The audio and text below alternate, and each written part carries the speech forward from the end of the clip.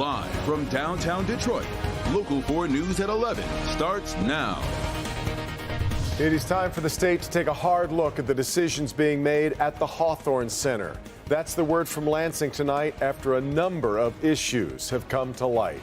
It's Michigan's only state-run psychiatric inpatient facility for minors, but after multiple escapes and an active shooter drill that can at best be described as terribly ill-conceived, Michigan's Senate wants an oversight hearing.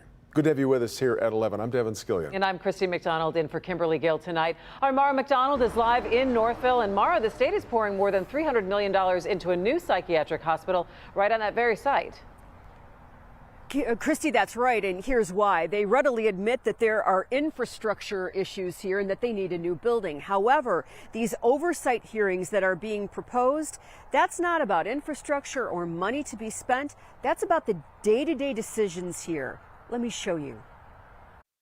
The children at Hawthorne already have deep problems, so why in the world would this facility pull an active shooter drill on the staff without telling anybody what was going on or alerting nearby police agencies? December 21st, 2022 at 10:30 a.m., that's exactly what went down. Listen as the staff calls 911. Can you tell me what's going on? Keep the line open.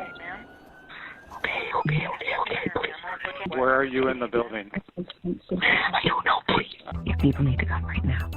Okay, we got another call from someone, so we have all officers on the way. Police agencies swarmed the psych hospital, having no idea it was a drill. Brandon Woodruff was the staffer they had playing the part of a bad guy, unbeknownst to everyone else. I know I'm the one that almost got killed, but I'm honestly more concerned about the kids and how them other staffers feel, because for that moment, they was afraid of me. This fiasco on top of multiple escapes of patients. State Senator Michael Weber puts that number at 17 and says it is time for the legislature to take a hard look at the decisions being made at Hawthorne and calls for oversight hearings. I think it's all concerning, but I think the most concerning to me is the escapes. And just, because again, we're failing these kids and we're failing these parents by allowing something like that to happen. Back here live, what else is Weber concerned about? Well, in order to build that brand new psychiatric facility here, they're going to have to move all those kids out of Hawthorne, and they're moving them to an adult psychiatric facility. Yes, they're going to be put on different floors, but Weber has real questions about the practicalities of making that happen. We're live in Northville Township tonight. I'm Mara McDonald, Local 4. A lot to watch on this one. All right. Thanks so much, Mara. Questions are swirling around the mysterious death of a college student from Southfield. Police have not ruled out homicide. As the family tells us, the story just does not add up. Jacqueline Francis live in Southfield after talking with the victim's mother. Jacqueline, it's awful. Yeah, this here is Providence Drive, where Mia Canu's body was found in the middle of the road. When police got here, there was no car and no explanation. Mia died from her injuries, and now police want to know who, if anyone, is responsible. She was beautiful laying there. No bruises, no anything, just perfect. But her time was running out. 23-year-old Mia Canu was taken off life support days later. I work with animals. This was Mia's first video blog posted to her YouTube channel. I want to be a vet for zoo animals. She worked at a vet clinic, but her goal was large cats. So she absolutely loved her large cats. Mia's mom says the Tennessee State student was home for the summer, hanging out with a new group of friends when a night out turned out to be her last. The police came and told me that she was found on, originally they told me it was on the side of the road. I'm learning that it was in the middle of the road. Southfield police say her body was found on Providence Drive in the early morning hours of June 3rd. She had been at a party that night with friends.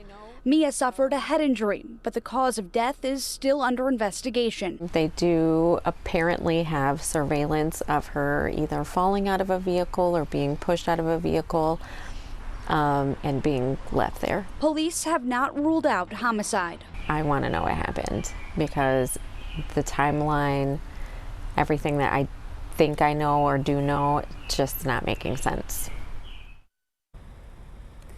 Mia did know the driver of the car involved. Police say that driver is cooperating with the investigation. Reporting live in Southfield, Jacqueline Francis, Local 4. Okay, Jacqueline.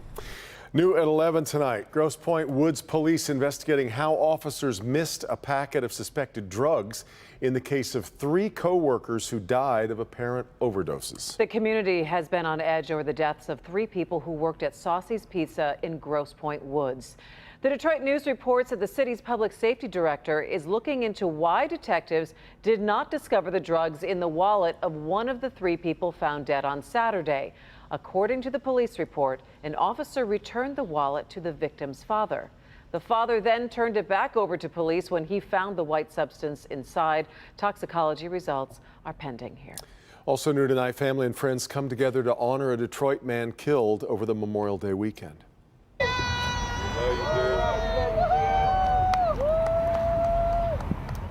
Candlelight vigil and balloon release held at Riverside Park in Detroit for Deon Thompson.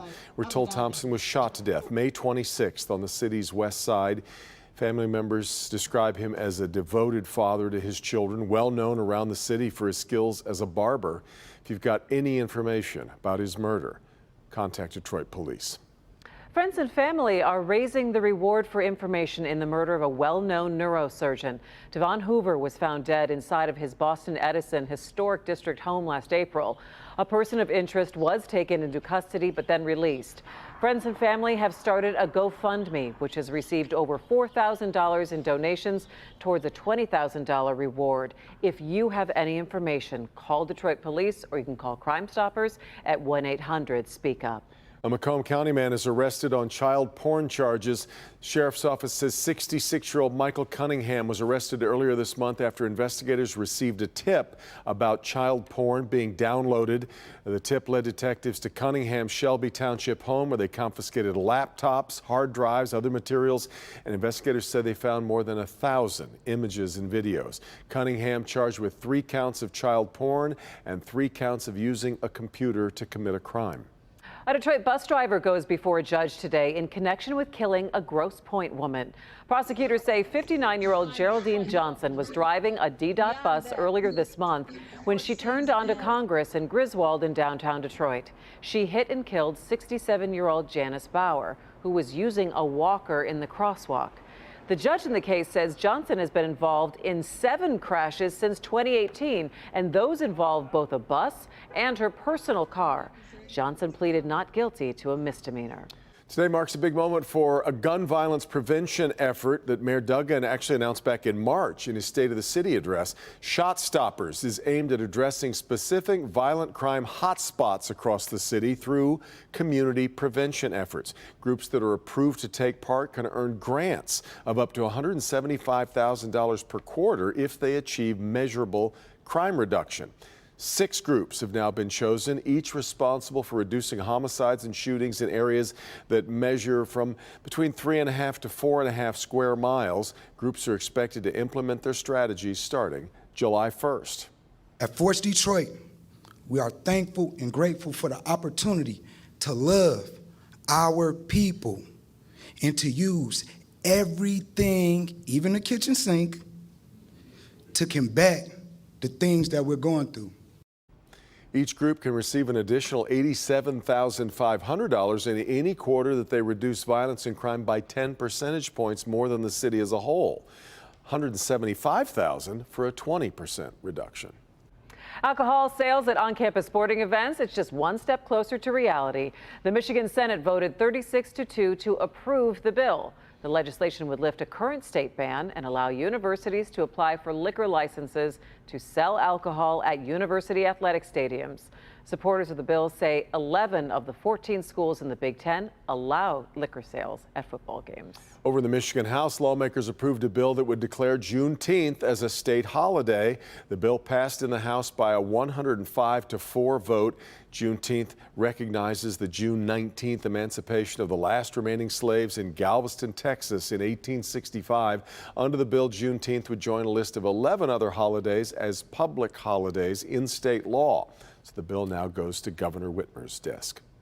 Meantime, several Juneteenth celebrations kicked off today across Metro Detroit. Campus Martius hosted activities including dancing, musical performances, poetry readings, and a movie showing the Black Panther Wakanda Forever.